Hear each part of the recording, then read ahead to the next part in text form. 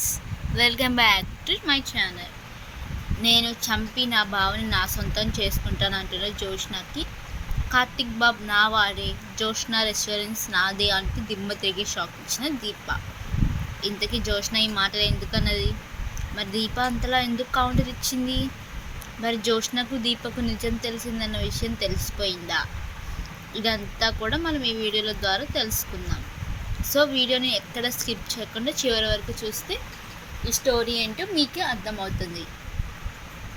And వీడియోని like చేయండి, వీడియోని ఇతరులతో షేర్ చేయడం మర్చిపోకండి. మీ లైక్ అండ్ షేర్ మాకు మంచి సపోర్ట్గాను ఇంకా ఎంకరేజింగ్గాను ఉంటాయి. మొత్తం మీదకు చూసుకున్నట్లయితే కనుక కార్తిక్ అయితే చాలా తెలివైన స్టెప్ తీసుకున్నాడు. జోష్నాకి పెళ్లి చేసేసి పంపించేస్తే అసలు ఎటువంటి ఇబ్బంది లేకుండా ప్రశాంతంగా దీప ఇంటి వారసులను నిరూపించుకోవడానికి ఏ అడ్డంకి ఉండదు. మెయిన్లీ దీపక్ ఎటువంటి థ్రెట్ లేకుండా ఉంటుంది ప్రజెంట్ అని చెప్పేసి ఆలోచిస్తాడు. అండ్ దాంతో పాటుగా గౌతమ్ ఇంకా జోష్న కలిసి ఆడుతున్న నాటకాలు కూడా బయటపడతాయని చెప్పేసి కార్తిక్ ఆలోచన. దాంతో ఇంకా గౌతమ్ని కలిసి నువ్వు వెళ్ళి పెళ్లి సంబంధం గురించి మాట్లాడని చెప్పి మొత్తానికైతే మోటివేట్ చేసి పంపించాడు. కానీ కార్తిక్ వచ్చాడు, నన్ను కలిశాడు, కార్తిక్ చెప్పడం వల్లనే నేను వచ్చాననే మాట మాత్రం చెప్పుకోను మాట తీసుకున్నాడు గౌతమ్ దగ్గర. అలా మొత్తానికైతే గౌతమ్ ఇంటికి రావటం, అటు దశరథ శివనారాయణలతో మాట్లాడడం, వాళ్ళు కూడా ఒప్పుకోవడం, మా పేరెంట్స్తో వస్తాను అని చెప్పి గౌతమ్ అనడం జరిగింది.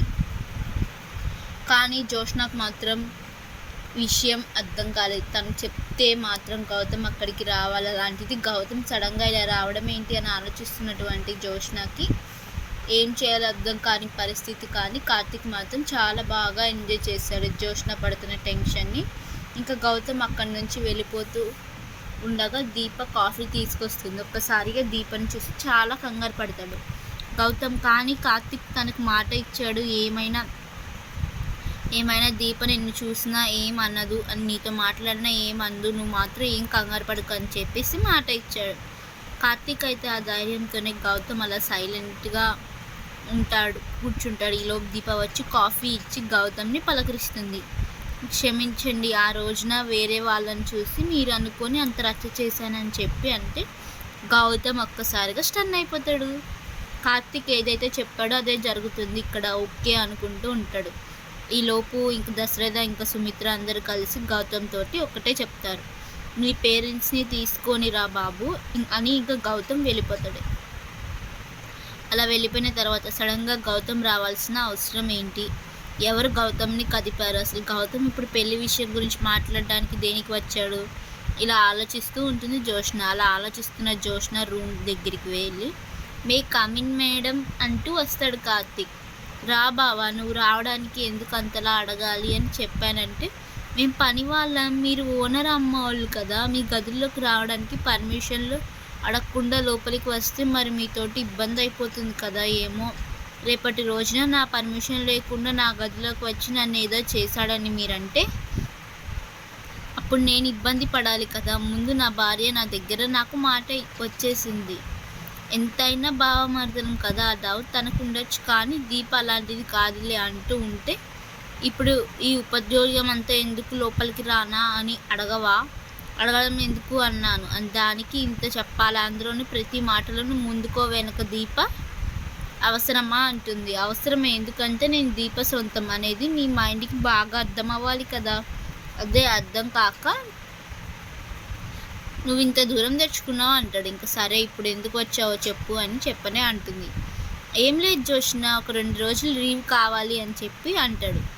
ఏంటి అనగానే అదే ఓనర్ అమ్మగారు అనగానే, నేనేంటి అనేది నువ్వు నన్ను పేరుతో పిలిచినందుకు కాదు బావా, 2 రోజులు లీవ్ అడుగుతున్నందుకు అంటుంది. అనగానే 2 రోజులు లీవ్ కావాలి, ఏం లేదు దీపని కొంచెం హాస్పిటల్కి తీసుకువెళ్ళాలి, నేను కట్టుది మార్చాలి, కాబట్టి దీపక్ ఒకరోజు రెస్ట్ కావాలి, అందుకే మా ఇద్దరికి ఒక 2 రోజులు లీవ్ అడిగాను, నీకు ఒక రోజు ఇస్తే సరిపోతుందిలే, తనని హాస్పిటల్కి తీసుకొని వచ్చిన తర్వాత నువ్వు ఖాళీయే కదా అని అంటే, లేదు దీపక్ రెస్ట్ ఉంటే నేను పని చేస్తూ ఉండాలి, తనకి కాఫీ పెట్టాలి, తనకి టిఫిన్ పెట్టాలి, తనకి భోజనం ప్రిపేర్ చేసి పెట్టాలి, మళ్ళీ ఈవినింగ్ స్నాక్స్, నైట్ డిన్నర్ అనగానే ఇప్పుడు నువ్వు ఆ లిస్ట్ అంతా నాకు ఎందుకు చెప్తున్నావు, అవసరమా అంటుంది జోష్న. చెప్పాలి కదా జోష్న, లేకపోతే నీకు ఎలా తెలుస్తుంది చెప్పు. లీవ్ తీసుకొని మా బావ ఎంజాయ్ చేస్తున్నాడు అనుకుంటావు, కానీ ఆ రోజున నేను వంటలింట్లో మునిగిపోతూ ఉంటాను. కాకపోతే అదంతా నా భార్య కోసం కాబట్టి నేను చాలా సంతోషంగా చేస్తున్నాను అనుకో అంటూ ఉంటే, బావ ఎందుకు నువ్వు కావాలని చెప్పి నన్ను టార్చర్ పెడుతున్నావు అనగానే, నేను నిన్ను టార్చర్ పెడుతున్నానా? నిన్ను టార్చర్ పెట్టేవాళ్ళు కూడా ఉంటారా జోష్న? నిన్ను టార్చర్ పెట్టేవాళ్ళు అనేది అని చెప్పి ఉంటూ ఉంటాడు. ఇంక సరే నేను తర్వాత చెప్తాను దాని గురించి, నువ్వు వెళ్ళు అని అంటూ ఉండగా, ఈలోపు కార్తీక్ వెళ్ళిపోయాక దీపని పిలుస్తుంది. పిలిచి కాఫీ తీసుకురా అని చెప్తుంది. ఇంకా దీప కాఫీ తీసుకొచ్చి తర్వాత ఉదయంలానే గౌతమ్కి కాఫీ ఇచ్చావు కదా, అప్పుడు వేరే ఎవరినో చూసి మీరు అనుకున్నానని చెప్పాను అన్నావంట. అంటే ఆ రోజు నిశ్చితార్థం ఆపడానికి కావాలని చెప్పి నువ్వు ప్రయత్నించావా అని అంటుంది జోష్న.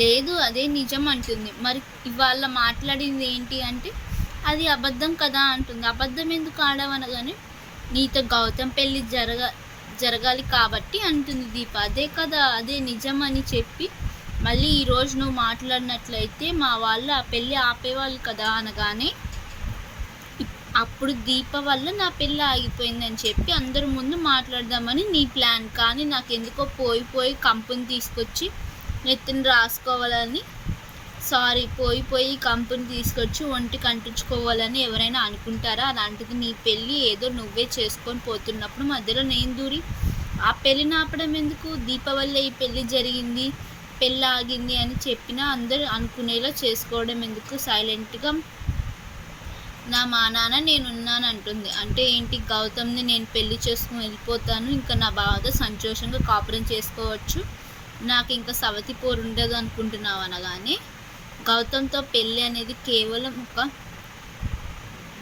జుబు డ్రామా అని సంగతి నాకు తెలియదు అనుకుంటున్నావా అంటుంది దీప. మరి తెలిసినప్పుడు ఇదేంటి అంటుంది. వచ్చిన వాడిని అడగడం మానేసి కాఫీ ఇచ్చిన నన్ను పీక్కు తింటున్నావేంటి అనగానే, నీ వర్షన్ మారింది, ఆ రోజుకి ఈ రోజుకి నీ వర్షన్ మారిందని చెప్పి అంటుంది. జోష్న వర్షన్ ఏంటి అని చేంజ్ అవుతున్నాయి. గౌతమ్తో నీ పెళ్ళి కాదు, ఇంకా చాలా జరుగుతాయి, కంగారు పడకు జోష్న అంటూ ఉంటే, హాల్లో నువ్వు అనుకున్నట్టుగా గౌతమ్కి నాకు పెళ్ళి అయిపోయినట్టుంది. ఏదో మేమిద్దరం ఫస్ట్ నైట్ రూమ్లోకి వెళ్ళిపోయినట్టు ఊహల్లో తేలిపోతున్నావేంటి?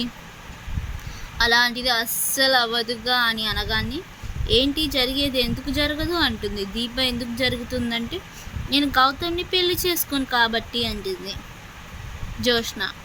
అవునా, మరి గౌతమ్ని పెళ్లి చేసుకోకుండా ఇంకొకరిని ఎవరినైనా చూడమంటావా? వేరే ఇంకెవరినైనా ప్రేమించావా? ఏదైనా ఉంటే చెప్పు, చూశాను, నేను మాట్లాడుతాను దశరథ గారితో అంటుంది. మా నాన్నకి నేను రికమెండేషన్లు ఏం అవసరం లేదు, నేను వేరే వాళ్ళని ప్రేమించడం ఏంటి? ఎప్పటికైనా సరే నా జీవితం నేను మా బావని మాత్రమే ప్రేమిస్తున్నాను. ఇంకా చెప్పాలంటే మా బావని మాత్రమే పెళ్లి చేసుకుంటాను అంటుంది. అది జరగదుగా జోష్న, ఆల్రెడీ ఆయన నా మెడలో తాళి కట్టేశారు, అండ్ ఇప్పుడప్పుడే ఇద్దరం ప్రేమలో కూడా ఉన్నాం. మరి అలాంటప్పుడు ఇంకా మిమ్మల్ని ఇద్దరిని విడదీస్తే అని చెప్పి నువ్వు అనుకుంటే, ఏ సంబంధం లేనట్టుగా ఉన్నప్పుడే ఆయన్ని ఒక దేవుడిగా కొలిచినప్పుడు ఈ చూపు ఆయన మీద పడకూడదు అనుకున్న దాన్ని ఇప్పుడు నా మనసులో ఆయన కోసం ప్రేమతోటి ఒక చక్కటి గుడి నిర్మించుకున్నా, దాంట్లో ఆయన పెట్టి ఆరాధించుకుంటున్నా. మరి అలాంటప్పుడు ఇప్పుడు ఎలా ఊరుకుంటాను చెప్పు, నువ్వు నా భర్త జోలికి వస్తే అంటుంది. ఏంటి, గుడి కట్టి అందులో మా బావని పెట్టుకొని నువ్వు పూజించుకుంటున్నావా? మా బావని నువ్వు ప్రేమిస్తున్నావా అంటుంది. మొగుడు పెళ్ళాలన్న తర్వాత ప్రేమించుకోరా? మీ అమ్మ మీ నాన్న ప్రేమించుకోకుండానే నువ్వు పుట్టావా ఏంటి అని చెప్పి అంటుంది దీప. మాటికి కౌంటర్ ఇస్తున్నావు ఏంటి? ఆయన మా అమ్మ నాన్న పేరుతో అర్హత నీకు లేదు అనగా, నిజమా? మీ అమ్మ నాన్న పేరెత్తే అర్హత నాకు ఎందుకు ఉంటుంది అసలు నీకు లేనప్పుడు అని అంటుంది దీప.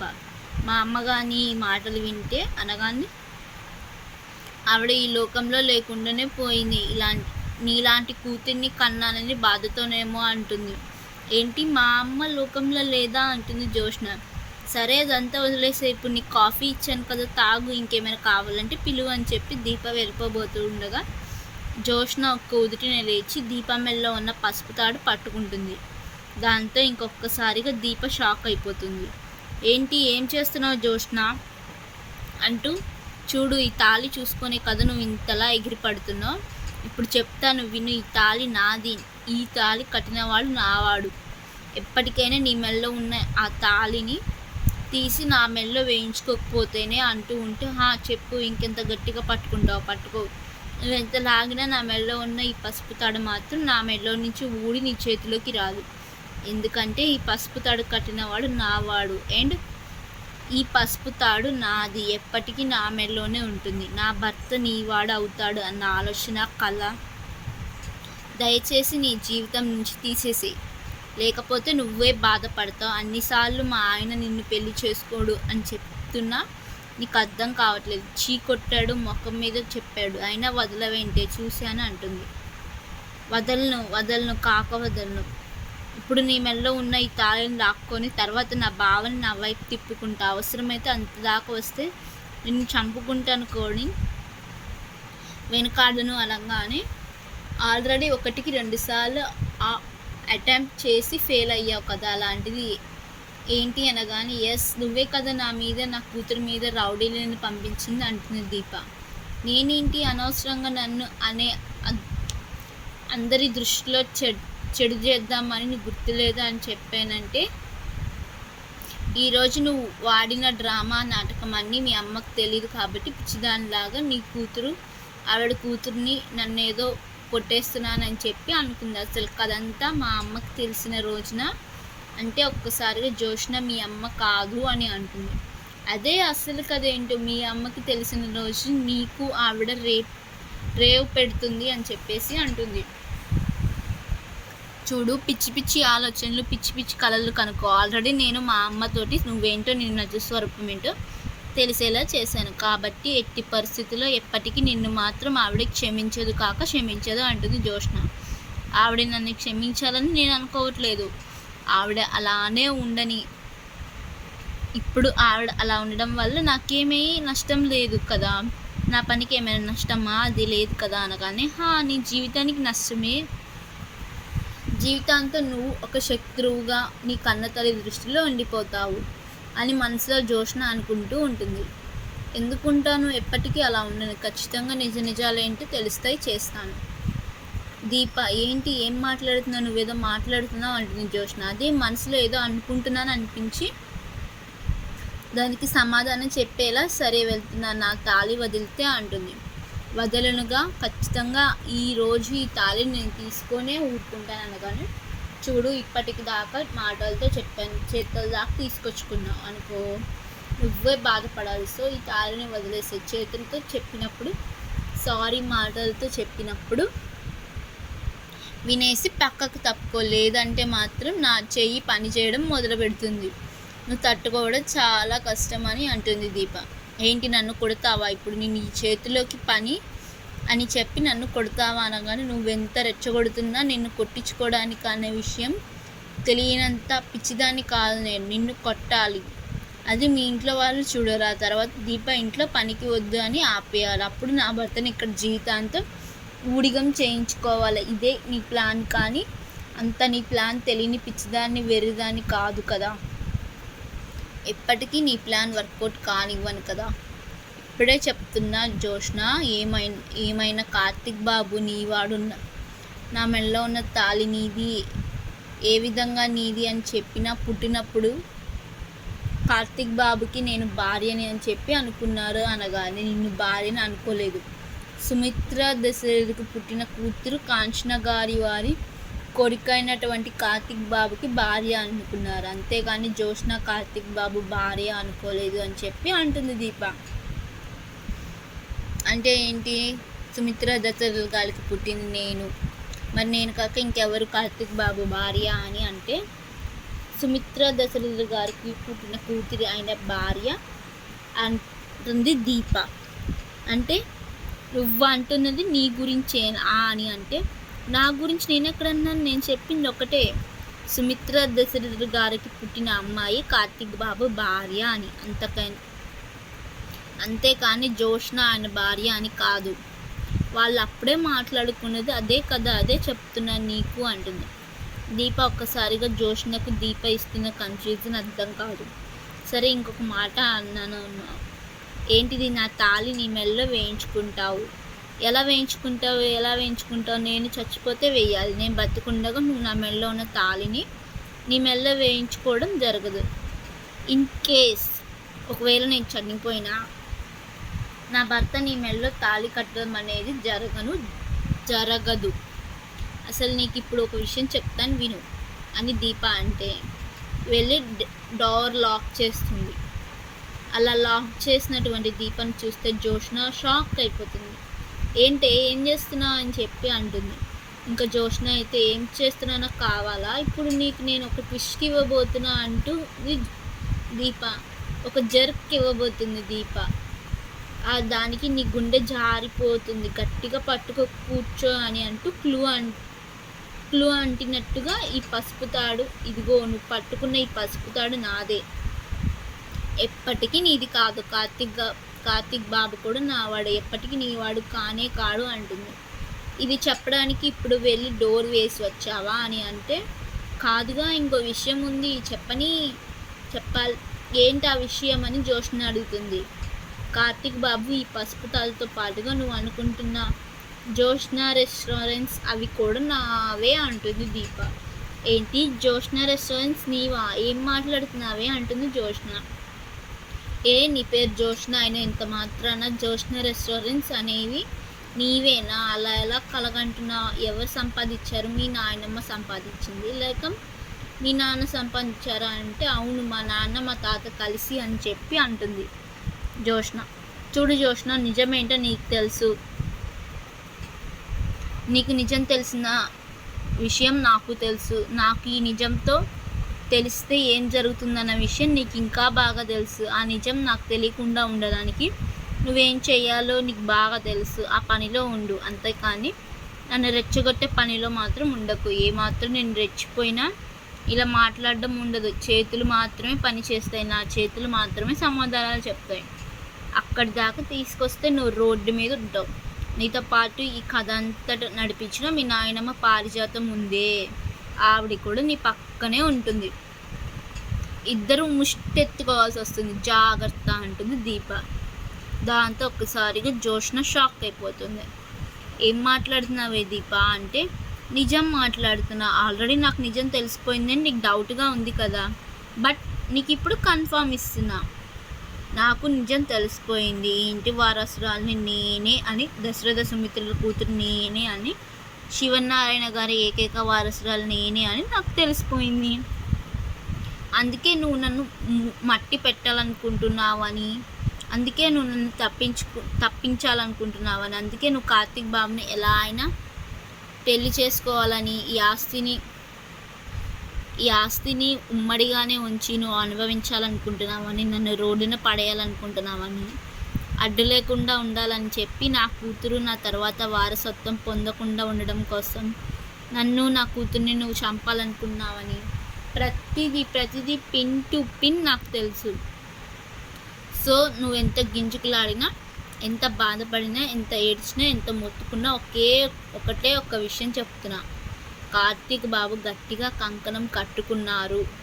నిన్ను మీ నాన్నమ్మని ఇంట్లో మీ నిజస్వరూపాలు బయట పెట్టి వాళ్ళంతా వాళ్ళే మిమ్మల్ని బయట గెంటేయాలని చేయాలన్నది నా భర్త, నా బావ, నా కార్తీక్ బావ ఆలోచన.